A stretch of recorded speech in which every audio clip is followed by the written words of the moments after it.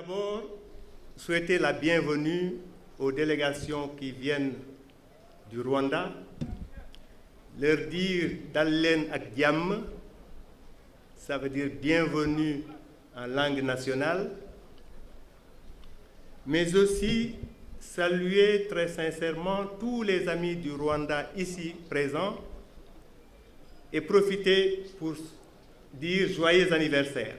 Aujourd'hui, nous célébrons les 10 ans de la création de l'ambassade du Rwanda au Sénégal. C'est un réel plaisir pour moi, en tant qu'ami du Rwanda, amitié que j'ai cherchée parce que le Rwanda représente, à mon avis, pour tout Africain, quelque chose de très fort.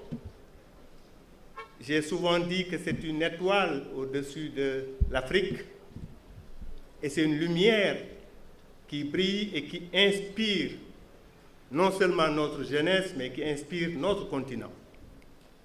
Je voudrais donc saluer l'amitié qui existe entre le Rwanda et le Sénégal, et cette amitié a été forgée par nos deux chefs d'État, le président Paul Kagame et le président Macky Sall, mais encourager aussi la coopération économique, le co-investissement entre les acteurs économiques rwandais et les acteurs économiques sénégalais.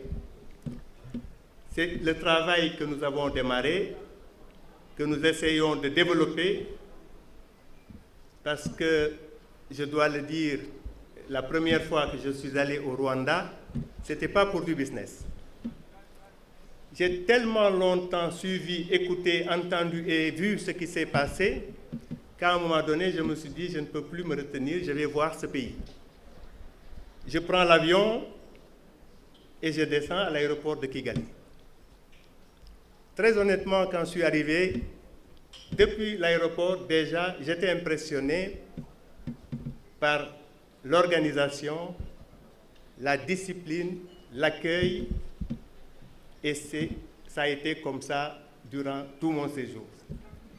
C'est pas rien si on dit que le Rwanda, le pays des 1000 collines, est un des pays les plus propres au monde.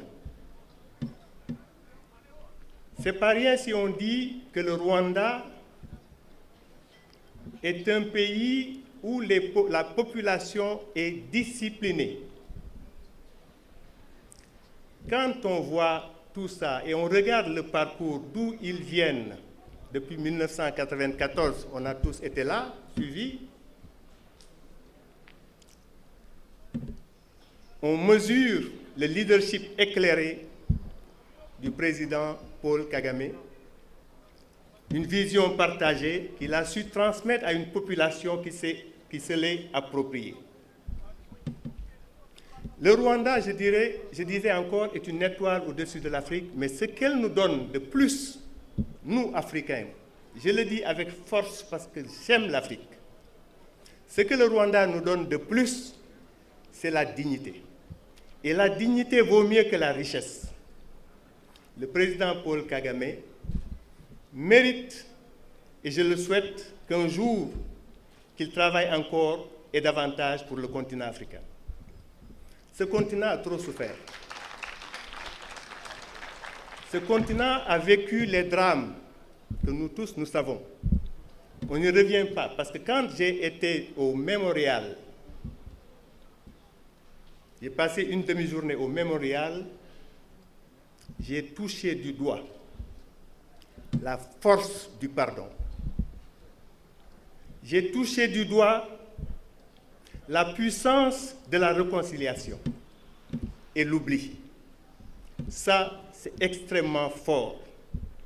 Quand on a vécu ce qu'on a vécu au Rwanda, et qu'aujourd'hui, ce peuple uni, pour ne pas faire la répétition, comme un seul homme, travailler la main dans la main pour amener ce pays-là là où il est, très honnêtement, ça mérite des applaudissements.